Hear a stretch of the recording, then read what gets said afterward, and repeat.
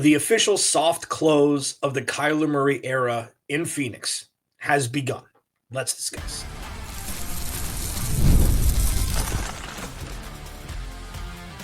You are Locked On Cardinals, your daily Arizona Cardinals podcast. Part of the Locked On Podcast Network, your team every day. Alex Clancy here. Thanks for making Locked On Cardinals your first listen.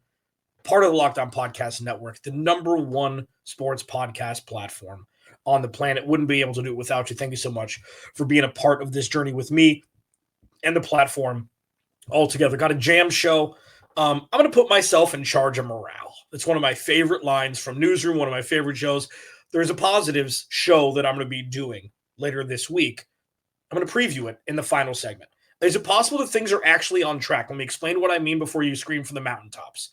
But by and large, the most important part of today, the era of Kyler Murray is over in Arizona. And it's just in the soft close portion of it. I'll discuss. Today's episode is brought to you by FanDuel. If you want to be right in the middle of the action this season, visit FanDuel.com and plays your NFL long. Jonathan Gannon spoke with the media yesterday. He said they will not open Kyler Murray's window to return from IR, quote unquote, yet. My fingers are a lot bigger on camera then. Anyways, Kyler Murray gets injured on a downset hike, a snap that hit him in the helmet. He stumbled a little bit, and now he's hurt. And we are months removed from that happening. I'm not saying he's not hurt, okay? I'm sure he is. I'm also saying that if the Cardinals were in playoff contention, I'm assuming he'd be coming back. I don't know that to be certain. I'm not a doctor. I don't have any insider information. But all of this is lending the idea to think that this is it. And we've seen rumblings, okay? The Jacoby Brissett stuff playing has no actual direct correlative on Kyler Murray's future here, okay? I said if Kyler Murray's healthy, he should start. If Kyler Murray's healthy, he should start. He's a starting quarterback. But you're not opening his window. Then you get to week 15. Then week 16. Oh, you know what? You're just going to put him on season-ending IR. It's the path of least resistance, and you're going to find him a different home in the offseason. The last glimmer of hope that Kyler Murray was going to be playing for the Arizona Cardinals ended yesterday when Jonathan Gannon said they're not opening up his window at the first second that they're able to. Listen, I know that players are injured. I know that toe injuries and foot injuries in that area have become more and more prevalent, and the actual severity of them have actually been more pronounced and understood by everybody. You know, Brock Purdy, Joe Burrow's had it. Like, there are guys that have had, like, turf toe is no longer looked at as like, well, what is that? It's just your toe. No. It's much more painful than that. But with this, it just feels like it's easier for the Homer Simpson gif to happen where he just fades back into the ivy brush, where it's like, okay, that's it. That's what it feels like now. And again, we've incrementally gotten to this point. But after that, this was the last chance to be like, oh, maybe he is going to play. Maybe he's going to play this year. There's a 1% chance he comes back next year. You fired Drew Petzing. I think all of that is done now, officially. And say what you want about it being fair. Say what you want about it being Kyler's fault or the team's fault or personnel's fault or Drew Petzing's fault. It doesn't really matter at this point. They're going to be finding Kyler Murray a new home at the end of this season. And trust me, regardless of what people think, and I've talked to a lot of people that I trust and respect in this business, dear friends and people who I don't know that well, who I've just, met over the years and have contact information and have phone calls and text conversations with. Most think that you're not going to get a first-round pick for Kyler Murray. I disagree. I almost vehemently disagree. There are some bad situations with teams that need a quarterback who can make plays like Kyler Murray can.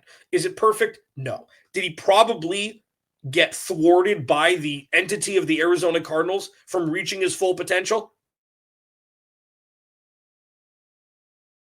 Yeah. Kyler Murray guy up until week 5 of this year. All the way through. Every single season. I was always defending him, always defending him, always defending him. And now it's like, well, it doesn't matter how the Cardinals got here. They're here, and it's time to move. They're here, and the time has expired. But I think the Raiders, Cleveland, they've got 1 million first-round picks. All it takes is 3 or 4 interested teams and one team that has an extra pick. They're like, all right, fine.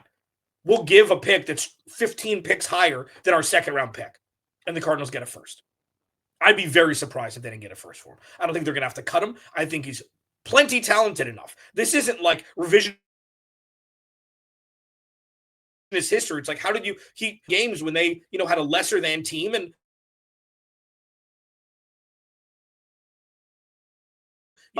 asked for several like I remember all of it. This isn't revisionist history. This isn't, recency bias or confirmation bias about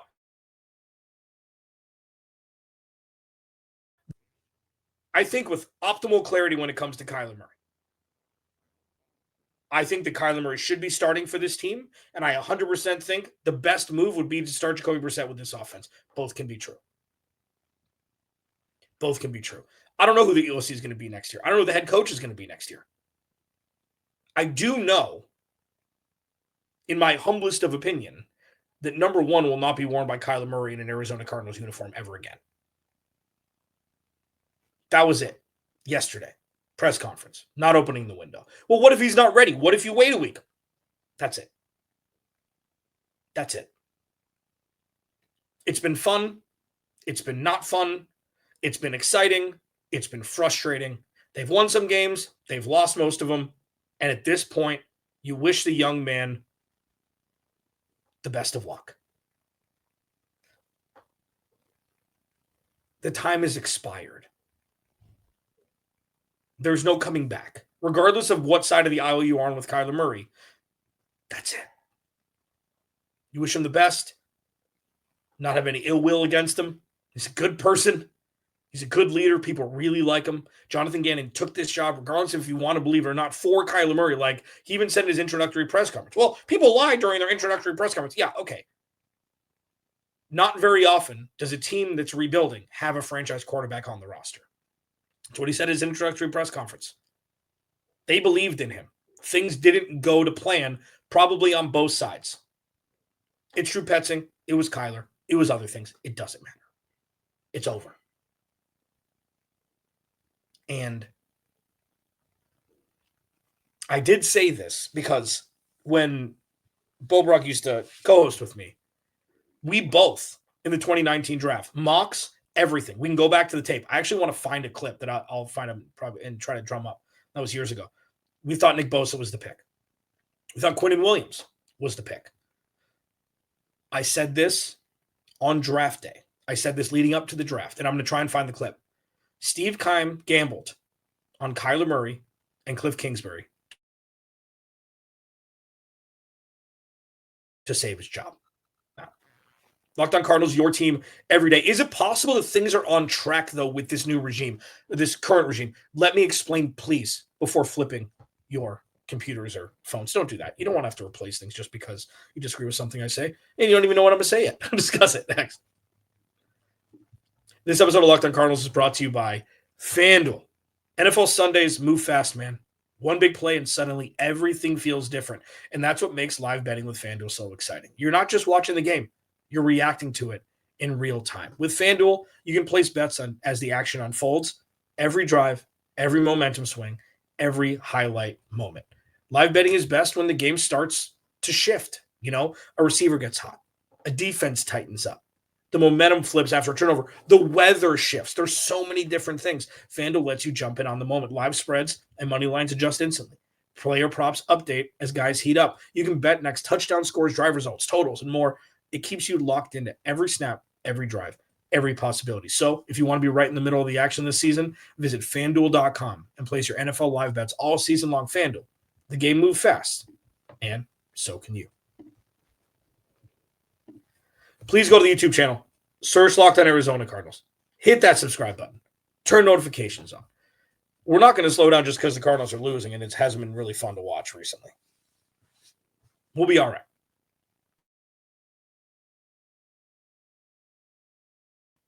We'll be all right. Watch the offseason with free agency and the draft is going to be fascinating. The quarterback situation, the coaching situation, everything is up in the air. And while, yeah, now it stings and it's like, oh, well, par for the course, same stuff, par for the course. Arizona Cardinals, the oldest football franchise in the history of the sport and the losingest. I mean, I think they've had like 25 winning seasons out of 100, something insane like that. But I wanted to do this as an exercise. And let's explore this together. Okay.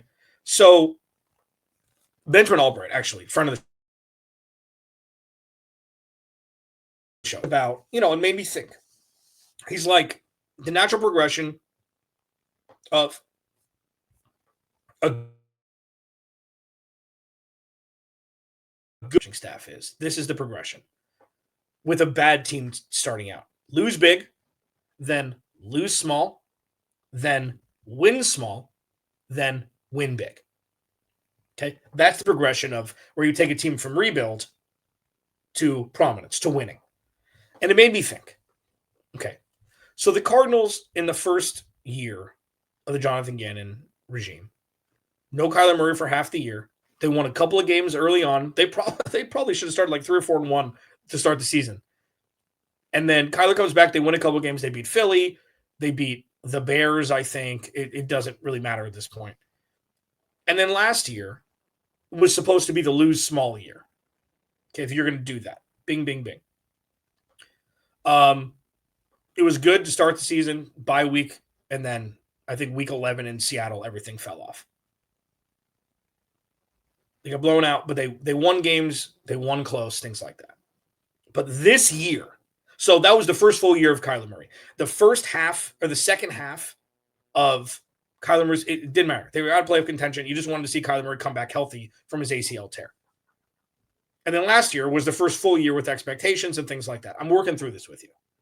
And then now, this year, this is the lose small year. Right? I mean, that's statistically what's happening. Outside of Seattle and San Francisco a few weeks ago, this has been the lose small year. And yeah, the negative side of it is they probably should have won many more games than they've won up until this point. This is the lose small year. And next year is the win small year, where you have a full year last year, a full year this year, a full year next year with this team. The first year was just, it was only green ribbon ceremonies. They barely fielded half of the roster that they were rolling over from 2022, the last year of Cliff and Steve Keim. So while this sounds like an excuse for this team and the coaching staff, that's not what this is meant to be. And I'm not saying, oh, next year's the win small year, so bring everybody back. No.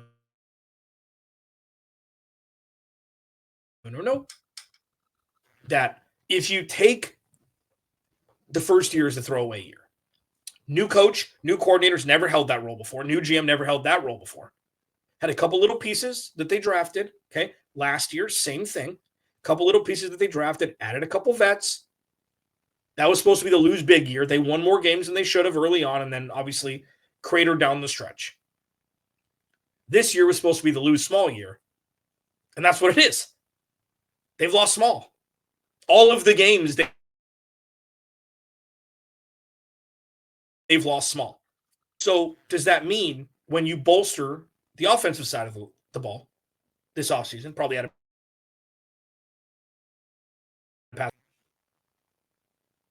do you win small in 2026? Is that the progression? Because that's what we've seen staring us in the face. Jonathan Gannon even said it yesterday. We know how to compete. We just don't know how to win. Are these all experiences that Jonathan Gannon just never experienced as a head coach before? Are these things first time head coaches in their third year are supposed to know? Or is it just those 1%ers that get it right away who have been, in the league since they were 21, like Shanahan and, Sean McVay, all the Wunderkinds?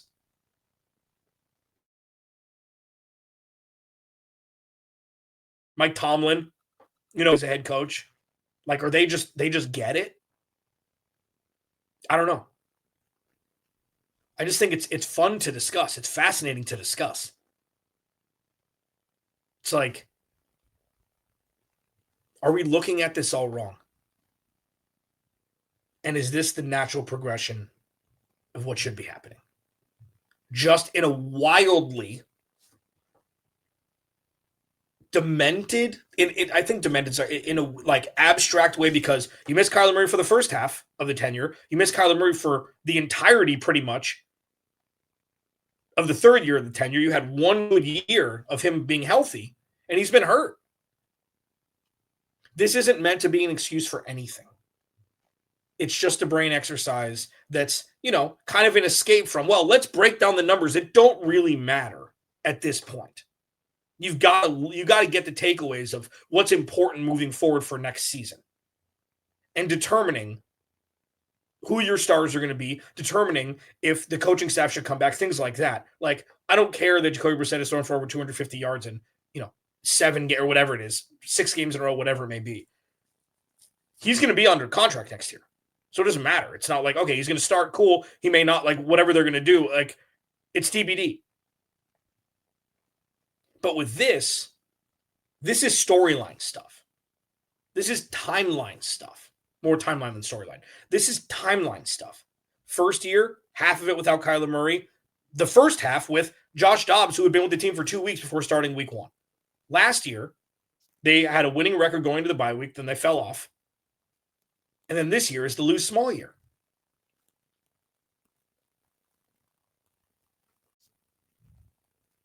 So many games, 1 scores, new experiences. And I know it comes off as excuses, me defending the coaching staff. That's not what it's supposed to do. It's just factual that the Cardinals, in all but 3 games this year, 1 win and 2 losses, they've been 1-score games. And they've lost 7 of them.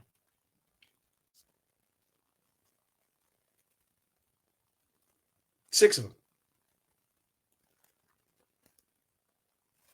It just makes me question if this is, in a kind of roundabout way, really just the second year of what the Cardinals are trying to do here, because the first year started with Kyler Murray on the shelf. Could 100% be wrong. The numbers show win-loss and how they've won and lost that this is the lose small year. And next year is when they turn the curve, turn the corner, which is what everybody wants here. Oh, it's next year. It's always easy to say next year. I get it. It's just fascinating. Just fascinating to me when I realize, maybe this is actually that part of the journey, and we'll see that growth next year. I don't know. I just thought it was fun to discuss. Locked On Cardinals, your team every day. I put myself in charge of morale. Shout out Jeff Bridges, newsroom. One of the best lines ever. I'll discuss that next. This episode of Locked On Cardinals is brought to you by our friends at reframes. The holidays are officially here, which means gift hunting season is on. And if you want something meaningful, personal, and guaranteed to get a reaction, reframes is the gift that delivers every time. It's not just something you wrap. It's a way to share memories, because Aura isn't your average picture frame. You can preload the frame with photos before gifting it, so when they plug it in, the memories are already there. No apps to figure out, no setup headaches, just instant smiles. Who would this be good for? Let's have a conversation about that. Grandparents, parents, newlyweds, anybody who loves photos, man. Add a personalized message right inside the frame so the gift feels thoughtful the moment it's open. Packaging comes gift ready, no price tag, no wrapping needed. Huge win.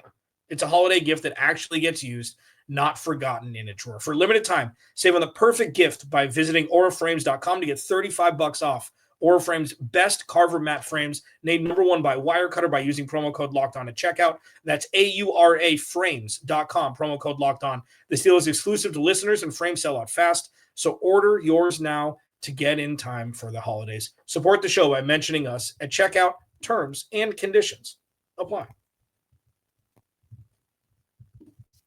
All right. Locked On Cardinals, your team. I know it's not super fun to have that conversation from the last segment, but it's just like, I don't know. I'm trying to uncover anything I could possibly look at angle-wise with this team, timeline-wise, because so many things could change and things could stay the same. Like, that sounds super uninformed and unimportant, or not unimportant, but like, frivolous at this point, but it's not. It's like we could be looking at so many different possibilities with makeups for this team, for the coaching staff, personnel, things like that. But with that, this is what I do this sometimes. This is a preview segment because I'm going to do full segments, full shows on positives to look for the rest of this season. And these are important things, these are important things. We need to know what the building blocks for this team are going to be. And as the wins and losses have waned, Cardinals are out of playoff contention. It doesn't really matter if they win or lose games for the rest of the year. It doesn't matter. You want them to win, in my opinion. You always want them to win. Control what you can control. Say you lose out, but obviously everybody's going to try and win games. Everybody's trying to save their job or, hit incentives and things like that. So the Cardinals are not going to slow down. But you got to look at the positives and what could be positives. There are still some things that are brewing. We don't know. Like the only real 100% positives that we know about this team. Trey McBride. Okay. Set and forget. Paris Johnson Jr. has gotten better this year. He's given up some sacks. He's had some penalties. Okay.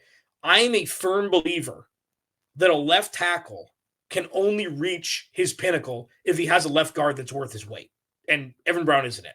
It's not his fault. It's not a personal attack. They need an upgrade. So that directly affects Paris Johnson Jr. But Paris Johnson Jr., by all intents and purposes, positive. Okay, Josh Sweat, 10 sacks, positive. Garrett Williams, Will Johnson, together, positive. And then say what you want about Budda Baker and Jalen Thompson. They've been fine this year. They haven't been a reason why they've lost games. Jalen Thompson was the reason that New Orleans didn't tie the game at the end of the game in week 1 when he hit the ball into Juwan Johnson's hand. And Budda Baker was right there. Like, it could be so much worse than Jalen Thompson and Budda Baker. Positives. Mac Wilson, when healthy, positive. And the rest is kind of TBD. Walter Nolan, I'm sure, is going to be great. Darius Robinson, question mark. Zaven Collins, who? Dalvin Tomlinson's been okay, but they've been great against the run, which is part of the reason why he was brought in. And Calais Campbell's Calais Campbell. Okay. We'll see if he comes back next year. The backwards way of looking at this is I think they've shown enough that will make Calais want to come back. But that's just me. We can talk about that. That's for a different day. But the Arizona Cardinals as a whole have positives to look at moving forward. Okay. And it's not something to be like, hey, listen, it's been, raining all season. Here's some sunshine.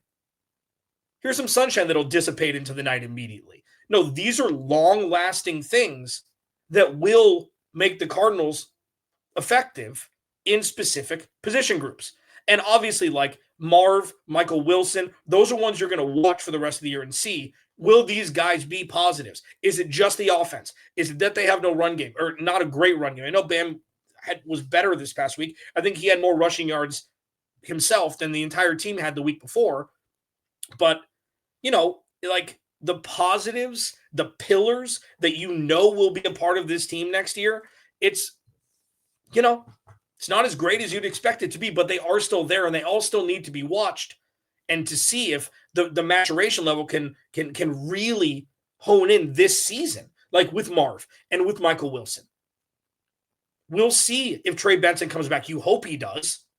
You hope he's back next week so you can start to add him to the list. You can see if Walter Nolan comes back, if Max Melton is completely going to get, fall out of favor, or if he can have a resurgence towards the end of the year, even though they're out of playoff contention. With DBs, it doesn't really matter. Like, win-loss doesn't matter. It's not offense where it's like, okay, these are the direct outputs necessary to show positive game or negative game, whatever it is. Max Melton's fallen out of favor. If he can get back into favor, regardless of the Cardinals are in playoff contention or not, that will carry over. Or they may have to draft another corner or sign one. But regardless of where the Cardinals are right now in the win-loss, there's so many positive things to follow for the rest of the year to see how solidified they can be to bank on starting in 2026, which will be part of the coordination of who they target in free agency and in the draft. So even though the Cardinals are out of playoff contention now, that by no means these games are not meaningful. Every snap is meaningful for this team moving forward, and I will do a much deeper dive into that later this week. Locked On Cardinals, your team every day. Remember, without you, there is no me. I'll talk to you tomorrow.